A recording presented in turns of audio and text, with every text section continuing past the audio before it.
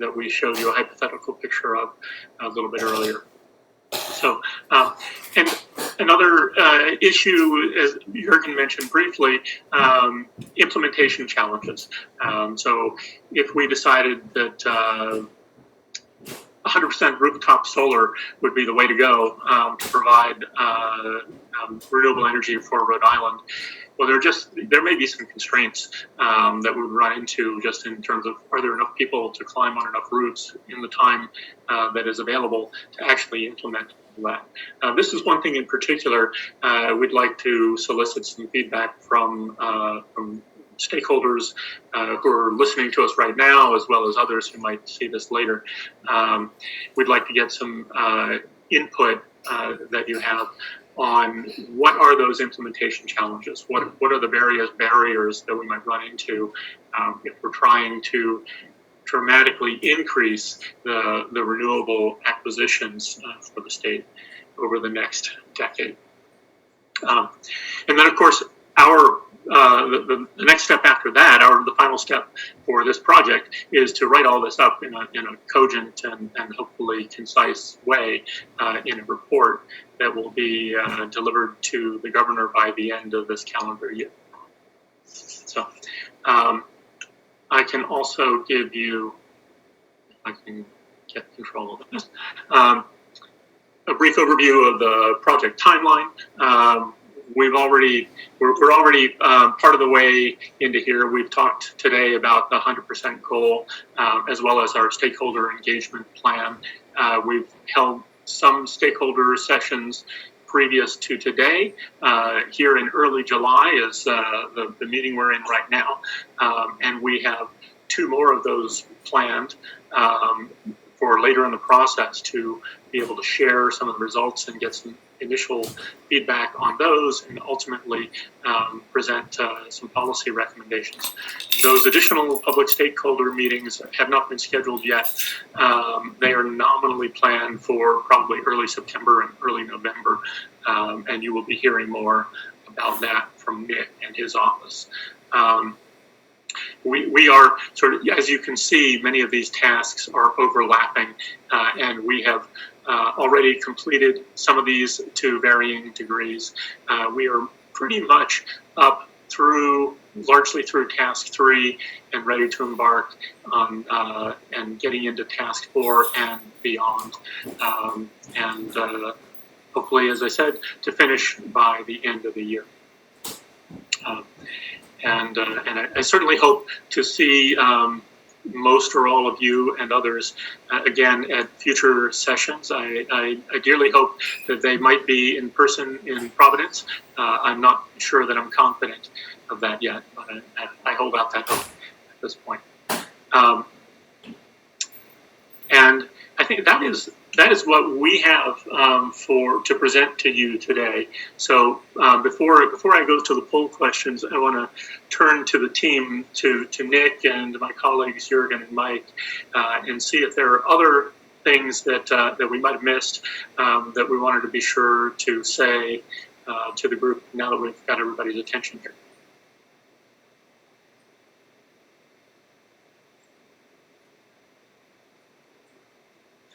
Not necessary for me at this point. So Nick, I didn't want to make you mute yourself again.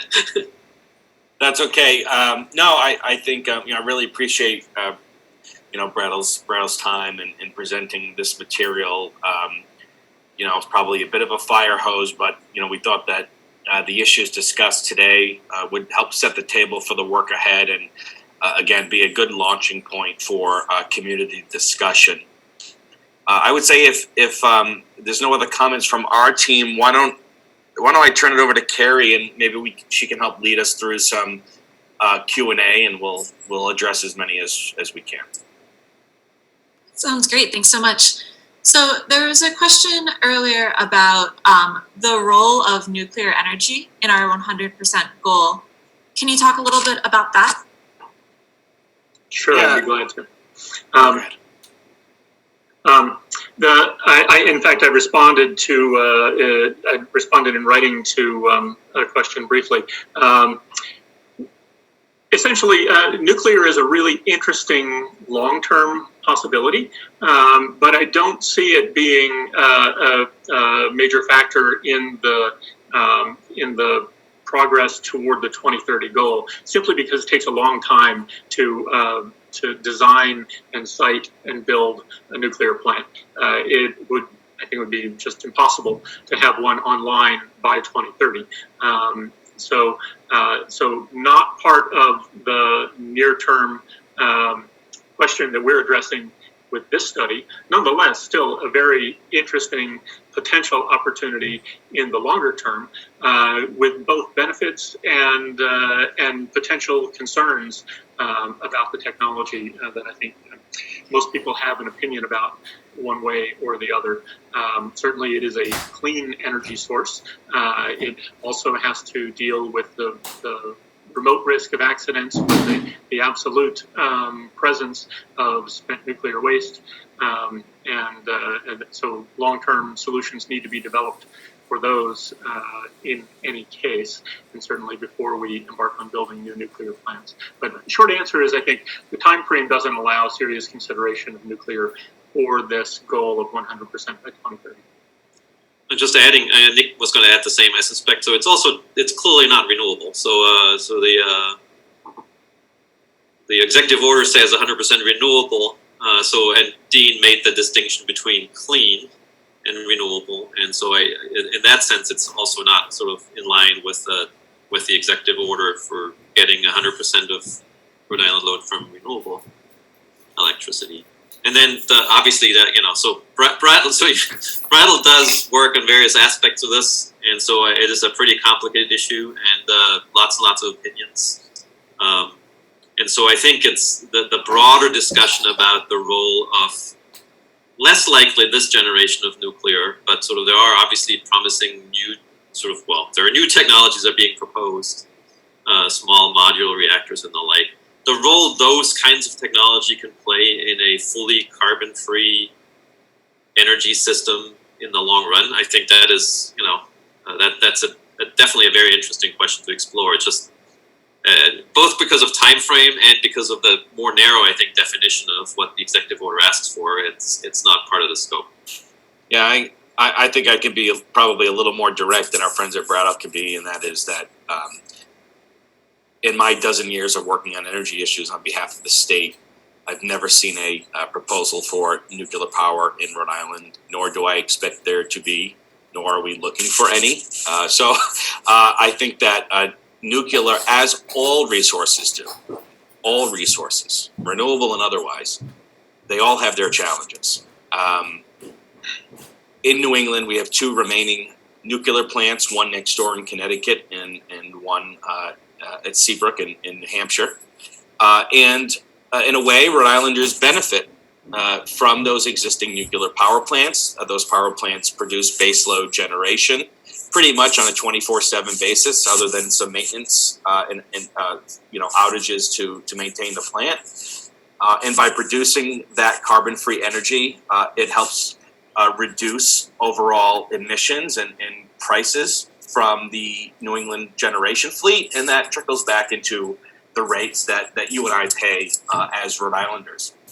But with that said, no, there are no, I could be surprised at some point, but there are no plans to consider additional nuclear as part of this study, and I don't think that that would be a solution for Rhode Island either, certainly at least over the next decade. Perhaps in some unknown future, 20 or 30 years from now, there may have such advances in technologies where it becomes an opportunity, but I don't think we see that on the horizon. Apparently fusion is 20 years away. It has been for 50 years. It has been for 50 years, yes. Thanks so much. For those who like Star Trek, I think that the promise is there. The question is, will it actually ever happen? Perfect. All right, our next question is about how we're considering costs, especially in light of Rhode Island's cost-benefit framework, which takes a societal perspective. Can you talk a little bit about how we're thinking about net costs and benefits rather than just costs? Well, I can start it, and then Brattle can jump in. I mean, there's two parts of that question. One is, how are we looking at costs and benefits broadly? And the second question is, are we narrowing ourselves to a specific framework, such as what the commission uses in some of its matters to date under the docket 4600 framework? So I'll take the second part first.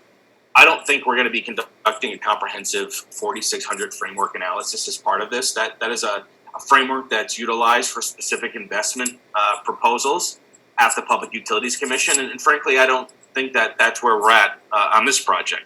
There may be future proposals, policy or regulatory, that come from this work, but I don't think that we're at that point yet, and I think that work may be necessary down the line for any proposals related to renewable growth and how those programs interact with regulated utilities.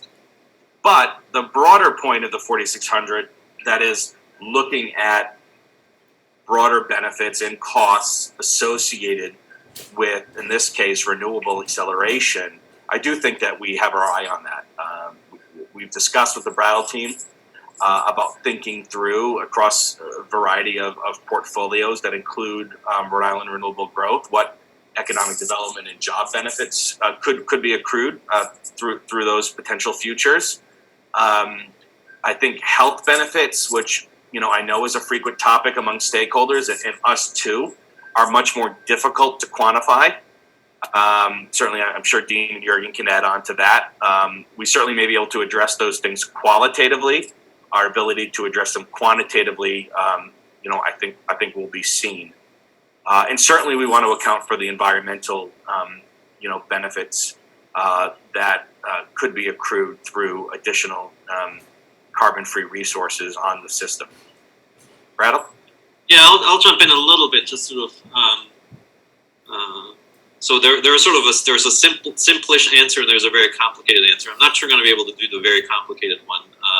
The simple one is, so the kind of emissions and health benefits and all of those become really important when you're trying to figure out whether to increase the share of renewables from what it is currently to whatever 50% or 60 or 70 or 80, because you're always sort of you're kind of trading off, maybe spending a little bit more money for renewable resources, but you're lowering, either criteria pollutants or greenhouse gas emissions as a result. That's not the analytical exercise here, since we're comparing alternative ways, all of which are 100% renewable electricity supply. So that's the simple answer, right? So I'm comparing, the greenhouse gas emissions costs of 100% solar electricity are the same as 100% offshore wind electricity, since none of these technologies have any greenhouse gas emissions associated with it. The same is true, they have no criteria pollutants. So the portfolios that have various shares of, say, offshore wind and solar, just keep it simple, they are identical with respect to some of these sort of, non-market factors that tend to be important pieces of the kind of the broader societal cost and benefit tests. So that's the simple answer, I think. The very complicated answer is that ultimately these portfolios that we're evaluating, they are part of the New England system over time, right? And they may actually have somewhat asymmetric or different impacts on the total emissions in the New England electric system. But evaluating those differences in over 10 or, these projects last 20 or 30 years between now and 2050 is just an incredibly complicated project, because there are lots of other things that will be changing the New England electric system over time. And so that's why I said that second piece where we're trying to say, more offshore wind as part of a future of a 2030 portfolio is better because we think that it may result in slightly lower total New England greenhouse gas emissions.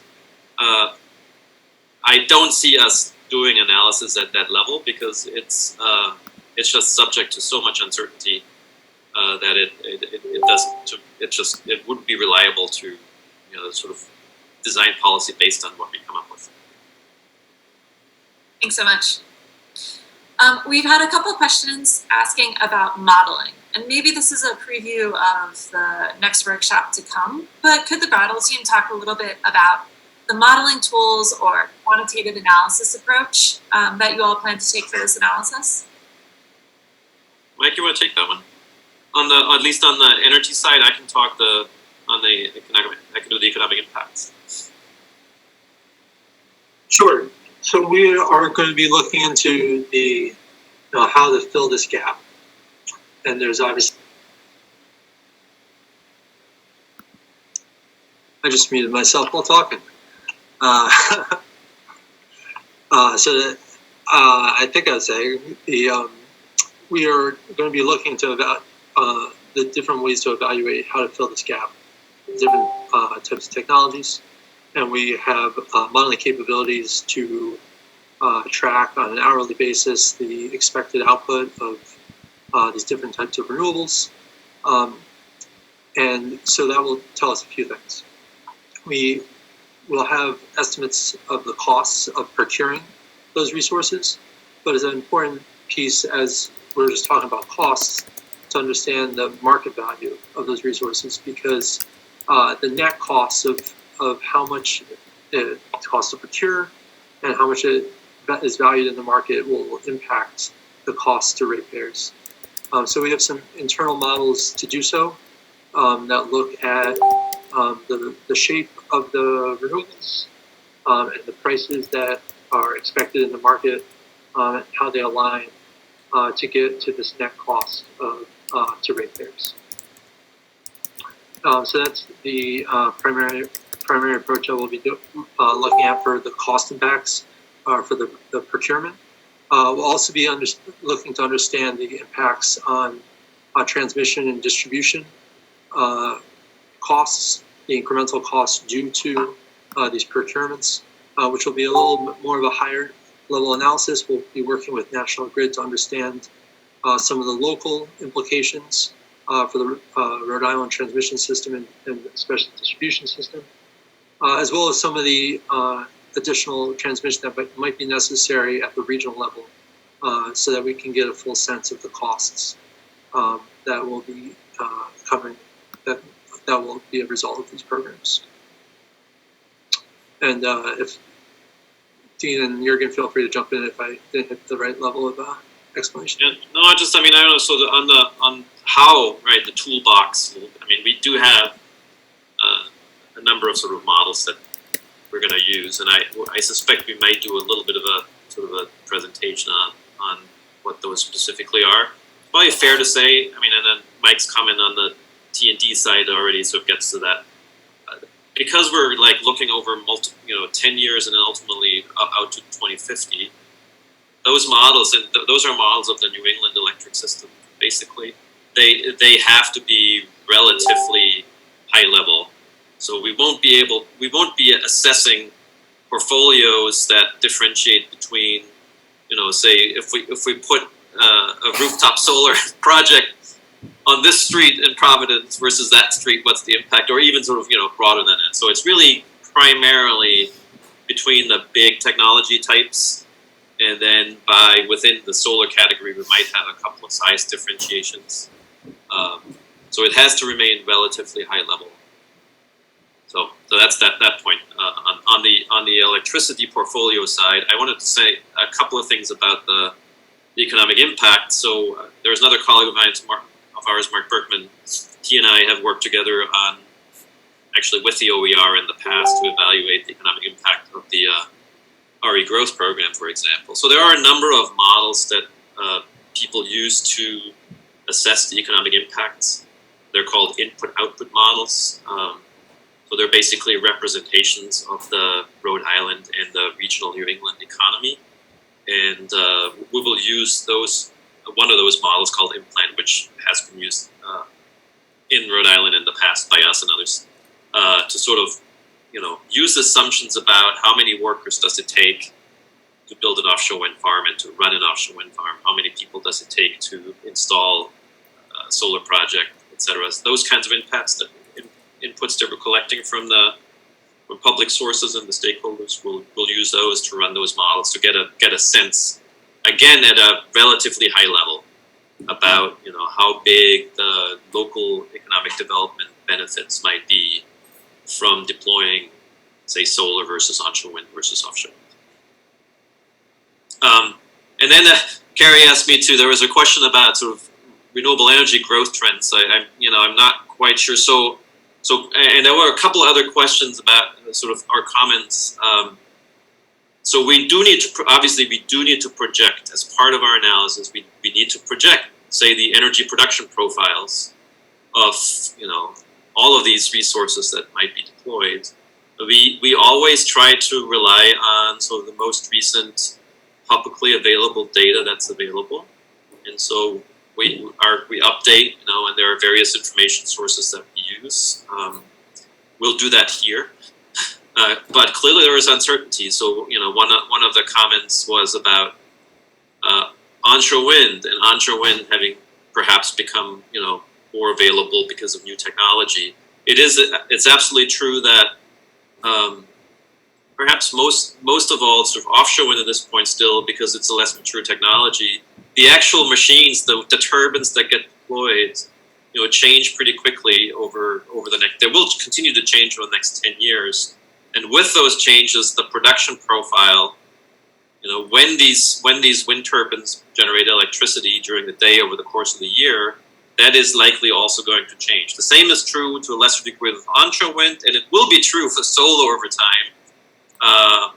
And so as I said, so we use the latest available information at the beginning of the process. We do a checkup on, relative to the assumptions that we've made in the last project, has new information arrived that then we can use to update our projections. But we also have to recognize that, we can't perfectly predict the impact of innovation in these quickly advancing technologies for our own projections. If we were able to do that, we would not be participating in this webinar now. We'd all be sort of sitting around on our Caribbean island and drinking whatever rum drinks, I suspect. Yeah, so it'll be the best sort of, state of the what we know today, and then a reasonable projection going forward. Great, thanks so much. And one follow-up question. What approach will be used to determine the dollar per ton value used to value carbon dioxide emissions reduction benefits? So can I take that, because I'm just typing and about to hit send on a response to that. We actually don't anticipate that this will be an important factor in the analysis because, as Jürgen said in response to a prior question, all of the alternatives that we're looking at involve 100% renewables, and they all offset the same amount of fossil and essentially the same amount of CO2. There may be very small differences because the solar generation profile is different than the wind generation profile, and so maybe the fossil that's at the margin that gets offset by solar is slightly different than the other fossil that's at the margin at other times that gets offset by wind. We expect those differences to be very minor. So I don't think this is an important issue, and it's not likely to be one that we focus carefully on. One thing that we did in the prior study for the heat sector transformation is to use the value that Rhode Island uses in evaluating its energy efficiency programs as sort of a placeholder value. That's $75 a metric ton of CO2. So again, I don't expect it to be a major factor because we're comparing a number of alternatives that all have very similar effects in terms of the amount of CO2 offset. Excellent. And then one more modeling question for you. What assumptions regarding EV and heat pump adoption are you guys using in the analysis and in any load projections? And have you incorporated potential impacts of TCI, the Transportation Climate Initiative? That's an excellent question. I'll have a start and then I'll invite my colleagues to jump in.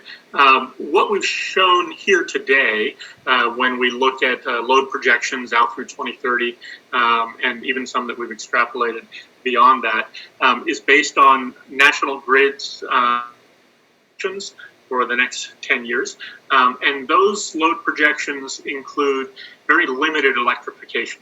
I think you saw a graphic that Mike showed that had a very thin orange sliver for EV charging load, and didn't have a component for electrified heat. That's not because National Grid doesn't think that there will be electrified heat, but it's because they just haven't gotten to the point of being able to incorporate that in their planning. We will be looking at that and developing some alternative assumptions on electrification of the heating and transportation sector that will look at considerably larger, higher rates of electrification by 2030 to help establish some bounds on, when we say we're going to meet 100% of 2030 load, we have to know what that is. And there is some uncertainty based in part on how much electrification occurs and how quickly. So there's almost no downside on that dimension from what we've looked at today, because that's a very small component. We will incorporate that looking forward, and we've done work in past. In fact, Jürgen and Mike did the New England 80 by 50 study late last year that had a projection of rates of heat electrification and transportation electrification that would support an 80% reduction in greenhouse gases by 2050, and that's a great starting point for us to use for this analysis. And of course, as you imagine, it's there's sort of an S curve of relatively slow adoption initially, and ramping up to a point where sort of probably in the 2030s, 2030 to 2040, electrification will be happening very quickly. And then if we are to be largely electrified by 2050, it'll tail off after that. So I'll pause and let my colleagues step in and add to that. I think the key point is that this is an uncertain projection.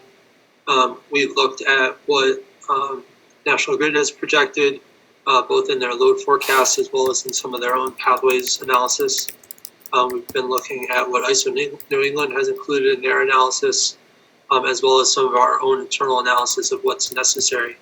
So we're using that to bound the amount of load that is likely to exist in 2030 and beyond. But there won't be any single right answer here. Rhode Island needs to be prepared for several factors that could increase electrification or slow the pace of electrification by 2030. So I think that's an important thing for everyone to consider in the mechanisms that are used to hit this goal. That there's a certain amount of uncertainty that we have to understand and be comfortable with, and be set up to be successful across a number of scenarios. And one thing to note is that we won't be able, in the context of this study, to look at the TCI versus alternative programs or proposals to electrify transportation, and which one of those will be sort of most effective. That's sort of a level of detail that we won't be able to get to in this study, because we're trying to focus on decarbonizing the electric sector, and using some reasonable assumptions on the amount of electric load that we'll need to meet due to electrification of transport. But we won't be getting down to the level of evaluating the TCI versus alternative proposals. Yeah, so I'll throw in my 2 cents too, a little bit, to make it abundantly clear or to confuse things even more. I mean, so there are two pieces to this, right? So there's the 100% renewable energy standard, and because that's expressed as a percentage of load, that adjusts automatically to no matter how much EVs you get or how many heat pumps you get, 100% is 100% of whatever that is. But since that's uncertain, then so the other pieces of the policy, things like procuring new resources, procuring new offshore wind farms, supporting the installation of rooftop solar or other smaller scale and distributed solar, et cetera, those tend to target a certain number of installations or a certain capacity, then will generate a certain number of kilowatt hours. And so because of the demand being uncertain, there is going to be a challenge of kind of figuring out how much to incentivize relative to what is anticipated to be demand. But since that demand is uncertain, the programs, the ideas we come up with have to have a mechanism in there that can deal with the uncertainty about how much demand there will actually be from things like heat pumps and electric cars. There's of course also uncertainty about the existing electricity use, right? How successful will ongoing energy efficiency efforts be, et cetera, et cetera. So that is a topic in the kind of design of policies in the action plan that is quite important to sort of deal with that uncertainty. In any given year, even if you hit the target right in any given year, the collection of resources that you've supported will generate more or less than actual demand. So there has to be some kind of balance. And we'll consider that issue quite actively in coming up with an action plan. Thanks so much, everyone. So I think we're just about out of time for questions. I will note that we will try our best to finish responding to the remaining questions in writing. And if there's anything else left over that is a burning question or a thought or idea that comes up, please do email us energy.resources@energy.ri.gov, and that will be listed on a future slide. Turn it over to Commissioner Uchi. Thanks. Dean, I think do we still have a couple more slides? We have a couple of poll questions that we're going to put out, and I'll ask Ellen, who is our host, to see if she can post these to the webinar platform. Here's the question. You're looking at it on a slide, and here it is, the pop-up. If you'll just take a moment and read through this and give us your response as best you can, recognizing this is a rather blunt way to get feedback. But we wanted to just get a sense of the group on this question. We've got one more after this. This is if the total cost difference between two alternative strategies is small, would you tend to prioritize achieving the lowest cost impact on Rhode Island ratepayers, given that the difference might be small, or alternatively, maximizing the economic development benefits to Rhode Island? So for instance, choosing between in-state resources that give you more economic development benefits but might be slightly more costly versus out-of-state resources that don't have the economic development benefits but might be somewhat cheaper. Where would you put your vote on this? And I'm not sure, Ellen, if you're able to. I'm seeing the sort of the weight of the responses as they come in. I'm not sure if the participants in the webinar are also seeing the same thing I am. Give it another 10 seconds or so, and then we're at a pretty good quorum here.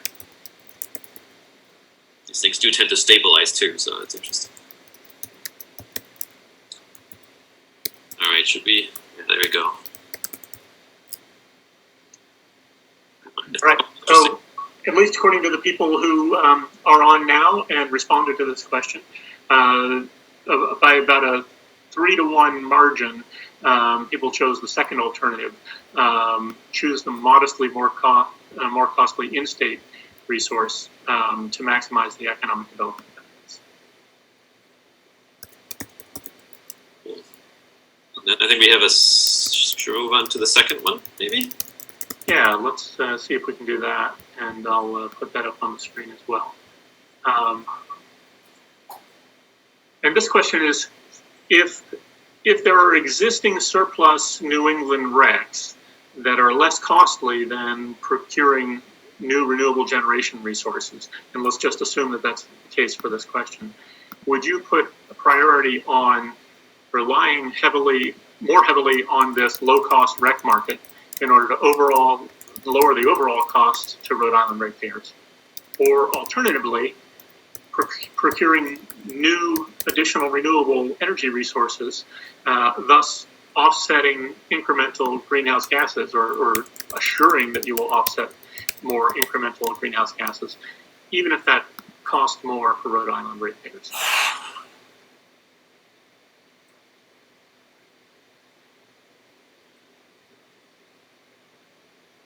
We'll give another half a minute or so for people to respond.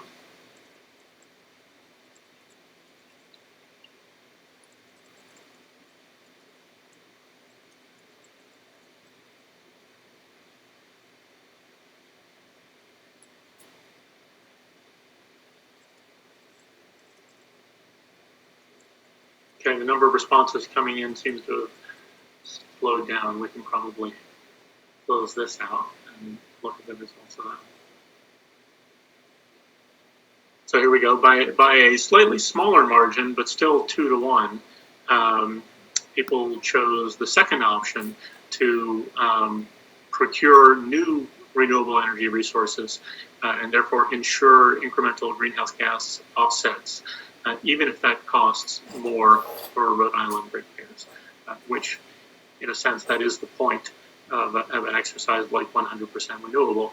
It is to actually reduce greenhouse gas emissions by adding new renewable resources that wouldn't otherwise exist. Okay, that's been very helpful. Very interesting. Yeah. And let's see, if we are to our last slide. I think most people have had plenty of opportunities to submit questions. If they are, if you have anything else, please submit those. At this point, since the webinar won't go that much longer, I might suggest that you use the email function, the OER's email address, to submit comments that way. So we would like to get feedback and questions regarding any of what we presented today or other issues. If you think there are other issues that we did not address that you would like to bring to the table, we'd like to hear that feedback.